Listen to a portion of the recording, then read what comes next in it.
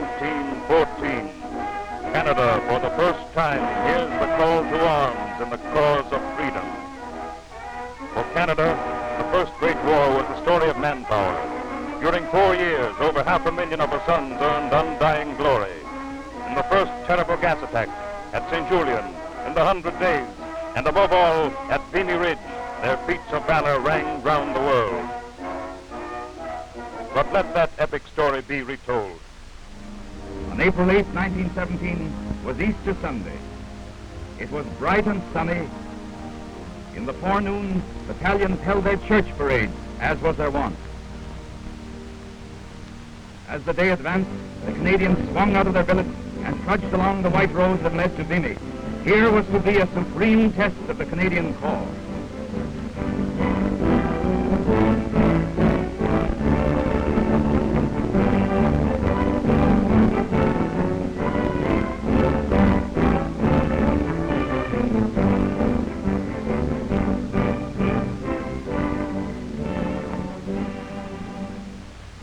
Additional ammunition was distributed as the troops proceeded forward.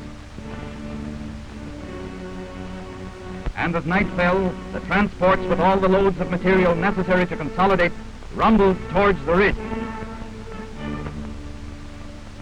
In the forward trenches, the infantrymen worked and waited. Intense gunfire continued throughout the night until 0 hour, 5 a.m., April 9th.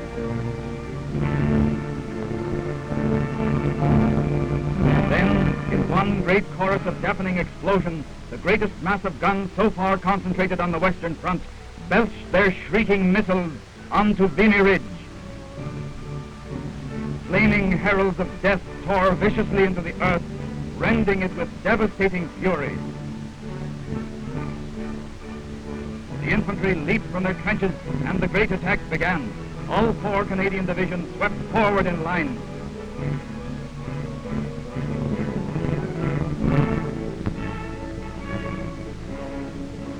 Through a snowstorm, the Canadians plowed across no man's land into the enemy trenches. Enemy machine guns tore through them, but with little heed to conditions or casualties, the Canadians pressed on.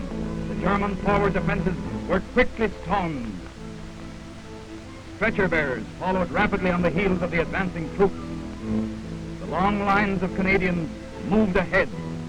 Commandant's House, Taylor's, Laffoley Farm, all fell to the victorious onrush. The light artillery, now outranged, galloped forward to seek new positions on the ridge itself. With machine-like precision, the attacking waves swept on. Up over the crest of Vimy, on to their final objective. Vimy Ridge was won. This ground, hallowed by the sacrifice of a warrior nation, was given in gratitude to Canada by the people of France, and on the heights a monument was built. In August 1936, Canada's king unveiled a memorial to the 60,000 who did not return, while veterans of the last war stood silent in memory of their fallen comrades.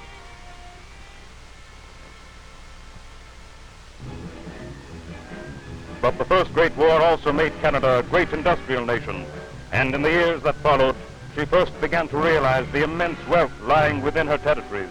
Factory, mill, and furnace transformed her raw materials to finished goods, and in the tough post-war world of international trade, she became a power to be reckoned with. From harsh northern rock, she gouged out metal, vital to industrial leadership. Her gold mines pushed the frontier further north, and in the production of nickel and asbestos, she soon led the world. Sawmills in her vast forests yearly sliced up millions of feet of timber. She harnessed her myriad lakes and rivers to produce electrical power for her expanding industries. Fresh immigrants poured into her western wheatlands, and #1 Northern was a household word on 3 continents.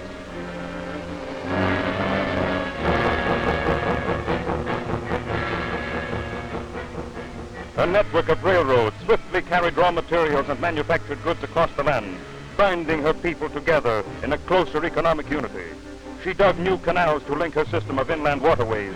Each year, from April to November, freighters moved from the Great Lakes to the seaboard. And from docks and quays, her products sailed to the four corners of the earth.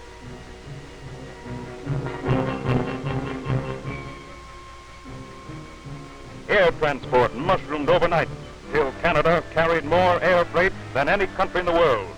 She bred a race of hardy bush pilots, new pioneers who opened up the north and carved fresh paths to the Arctic. From such beginnings sprang her great artery of the air, Trans-Canada Airlines. By the close of the 30s, this nation of barely 11 millions stood fifth in total world trade.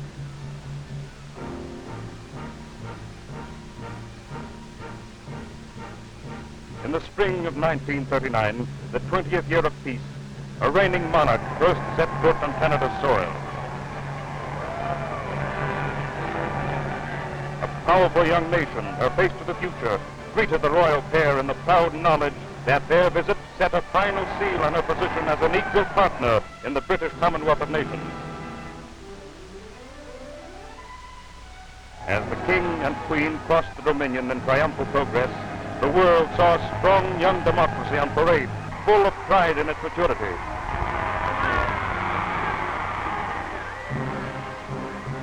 The royal visit was itself a parade that marked the climax of Canada's peacetime reconstruction.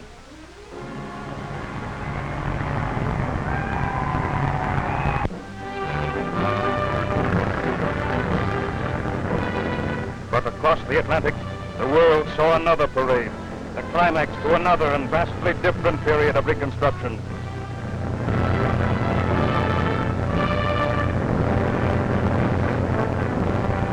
Lebensraum, expand or perish.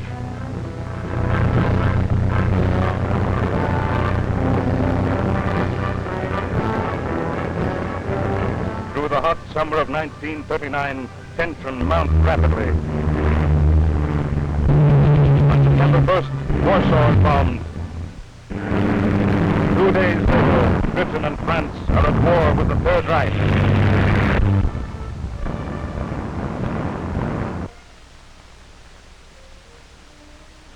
3,000 miles across the ocean, Canada, on September 10th, declares war in her own right as an independent nation.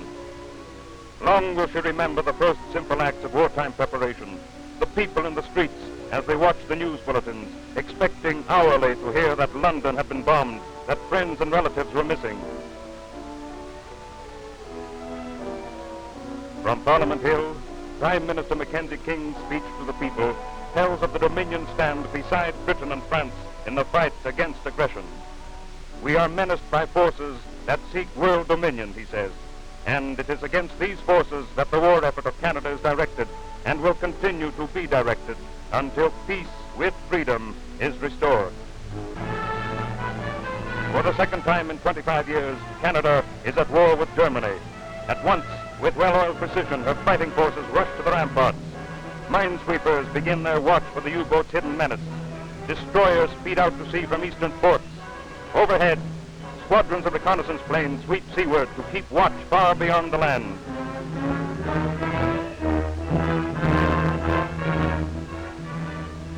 On the eastern seaboard, coastal defense guns swing to the horizon.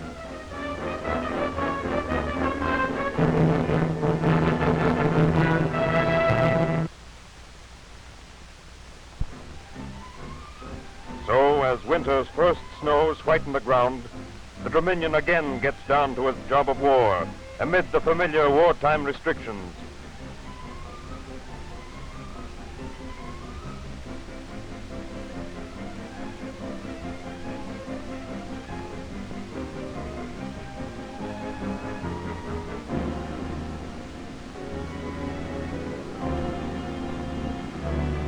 Mindful of Canada's great fighting tradition, recruits flock to the colors. And on the parade grounds of the nation, the rookie once more goes through the familiar maneuvers. The women of Canada, too, take up their wartime task. With skill born of long practice, nimble fingers make up surgical dressings. Crate after crate of clothing is dispatched to Britain's evacuated children and to the refugees from shattered Poland. Busy hands begin anew to work for men in active service, and needles click in every leisure moment.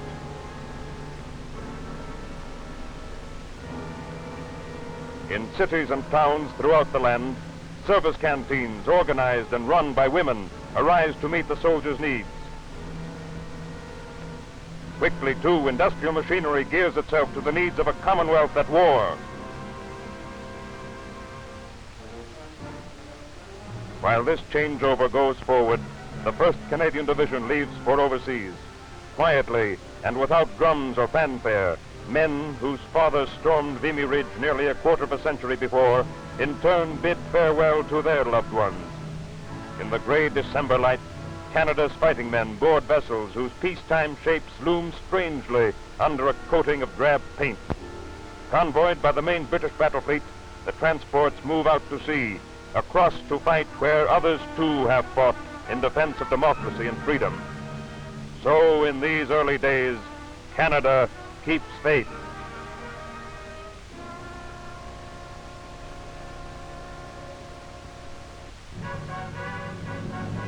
Construction of new airfields, equipment depots, and repair shops across the country shows that the $600 million British Commonwealth Air Training Plan is well underway.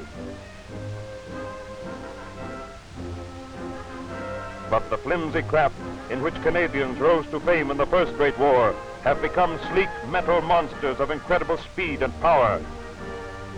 And to Canada's factories, beyond the range of the fleetest enemy bombers, falls the task of making aircraft to meet an ever-growing demand. Soon, from her well-equipped plants, skilled technicians turn out bombers, pursuit planes, and trainers at increasing speed.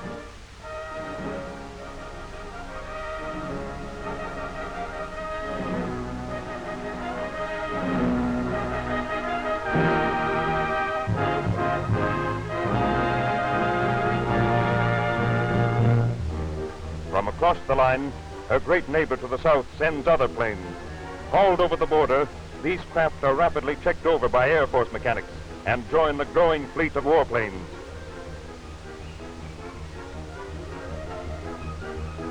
A nation with flying in its blood finds the provision of men an easy task. In 78 schools across the Dominion, young men, firm in the great tradition of Bishop, Collishaw, and Barker, begin the intricate training necessary to the pilot, air observer, and air gunner. With their fellows from Australia, New Zealand, and Newfoundland, they prepare to swell the Allied air strength until each year 35,000 airmen will be ready to handle Spitfires, Hurricanes, and Defiants, and provide a fitting answer to the Nazi air armada, whose superiority is one of numbers alone.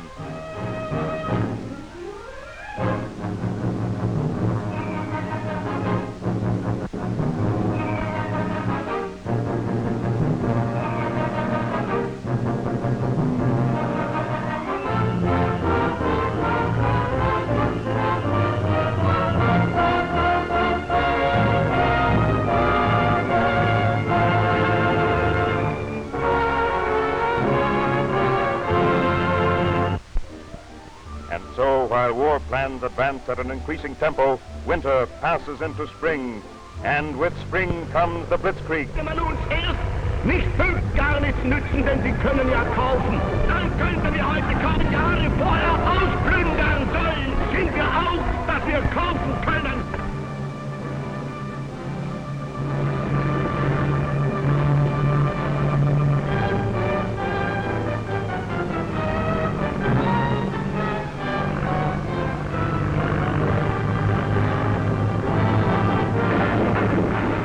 Denmark, Norway, Holland, Belgium fall in quick succession before the invader. New battle lines extend from the Arctic Circle down to Spain, and in northern waters, British warships fight out many a grim battle with the dive bombers of the enemy.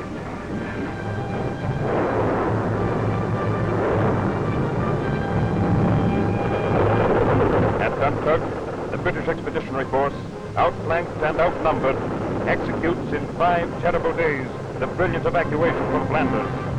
The Royal Navy and the Royal Air Force, backed by a fleet of Channel steamers, pleasure boats, fishing smacks, yachts, and Thames barges, snatch from under the very noses of the German High Command 9/10 of a force which the Nazis boasted they had trapped.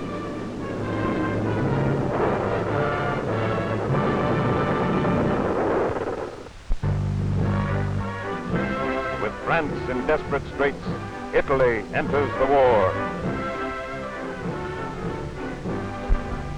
On this 10th day of June 1940, we are convinced that military and naval victory for the gods of force and hate would endanger the institutions of democracy in the Western world, and that equally, therefore, the whole of our sympathies lie with those nations that are giving their lifeblood in combat against those forces. 12 days later, Britain stands alone against the invader. Alone, but grimly determined, Britain, sole remaining citadel of freedom in a darkened Europe, turns herself into an island fortress. In every house, on every field, along every highway, and on every beach, men stand on guard against the threatened invasion.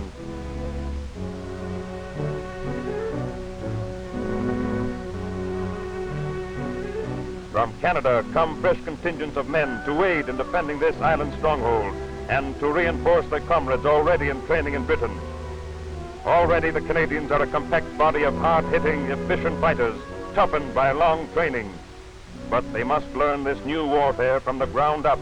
They must practice for mobile war, where instant action, high speed, and thorough technical knowledge are the things that count.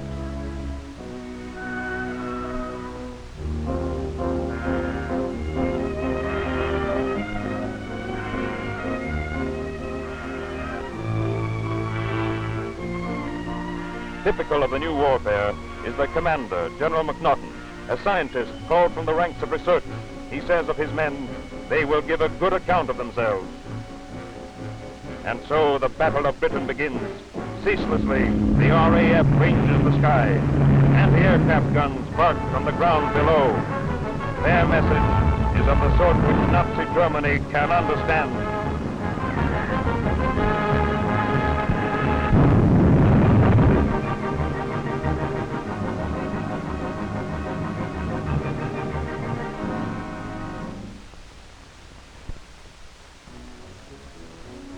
At home, construction work across the land hits a new high as Canada adopts Herbert Morrison's slogan, "Go to it." To the new Ministry of Munitions and Supply falls the task of speeding up the organization of industry on an intensive war footing as the country realizes this is no longer a slow, protracted war, but a sharp, intensive combat.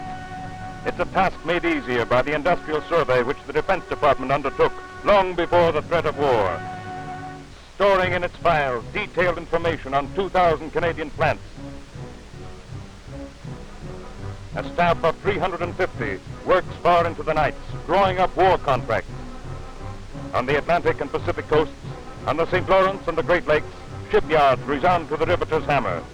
For home defense, a $50 million shipbuilding program already calls for 28 minesweepers, 40 patrol boats, and 46 Wasp-like anti-submarine torpedo boats.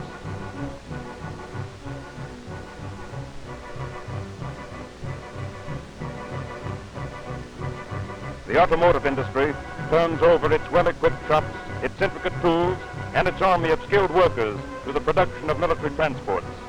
Since war began, more than 8,000 completed units have come off the straight line. Tough, heavy-duty trucks are ready to go anywhere, as mobile warfare requires.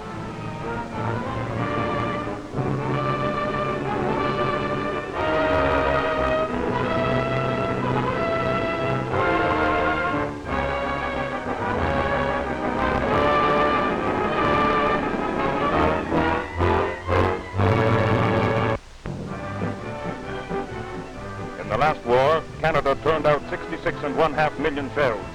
Today, that munitions experience is the basis of intense activity in armament manufacture. The full resources of a mineral wealth are mobilized to equal and surpass that effort. Technicians in our machine shops, already geared to peak production, are on a 7-day week. Skilled technicians, too, work night and day to produce the Bren gun, whose highly polished parts must be fitted within 1/10,000th part of an inch. Modern infantry attack needs a quick-firing automatic rifle, light to carry, simple to operate. But more than 17,000 tools, jigs, and dies must be prepared to fashion the Bren gun's delicate mechanism.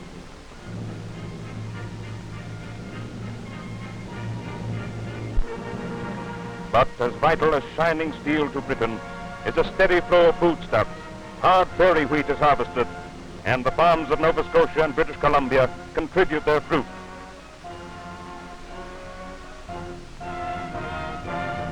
Essential to the safe shipment of goods is Canada's efficient transport system. Swiftly and smoothly, grain, fruit, meat funnel into terminal warehouses from feeder truck lines and thence to the two great railroad systems. Canada, whose people own more railroad mileage per head than any in the world, finds her steel network none too large to handle the immense freight traffic which war requires. The Dominion government grants a $20 million loan for fresh rolling stock, for new sidings, and for strengthening tracks to bear the heavy freight trains as they thunder eastward to the docks. At eastern ports, a fleet of freighters, augmented by ships from half a dozen once neutral countries, lies ready to load.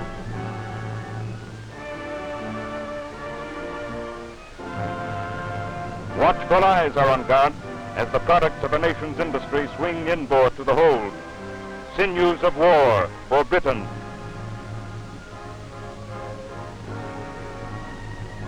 Regularly as clockwork, the convoys assemble, and with a Canadian destroyer escorts, stand out to sea, loaded to the plimsoll mark.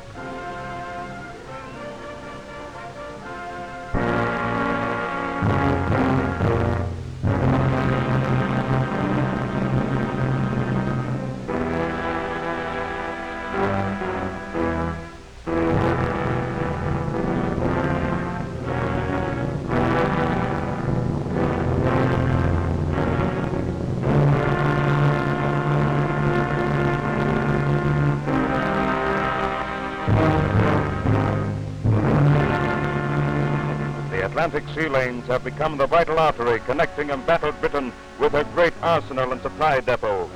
But gone are the days when ocean conferred immunity from invasion. And so Canada turns with energy to the urgent problems of her home defense as a North American nation. With over 100,000 men under arms, she forms a 4th Division and recruits her militia to full strength. This war is total war. That fact, written in letters of blood and fire, has come home slowly to the democracies, but once accepted, is acted upon with resolution. For the challenge to democracy and to Canada is total, and she knows it can be met only by total means.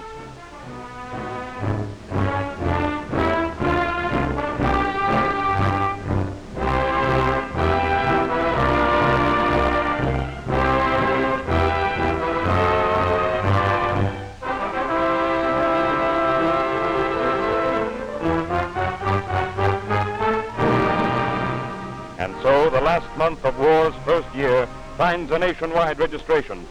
Listed according to their capacity and their talents are every man and woman in the Dominion to be drafted should need arise where they will do most good.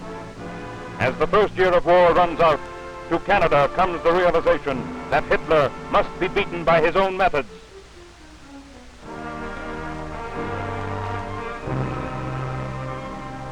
The nation rises as one man to preserve that which he knows and loves.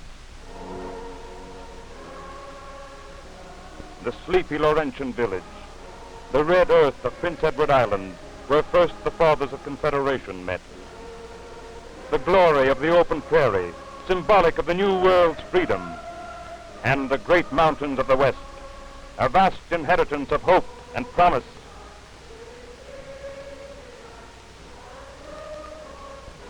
To preserve and protect all that she holds dear, Canada, at the end of the war's first year, accepts the challenge of total warfare and stands on guard, for she knows that only thus will she survive.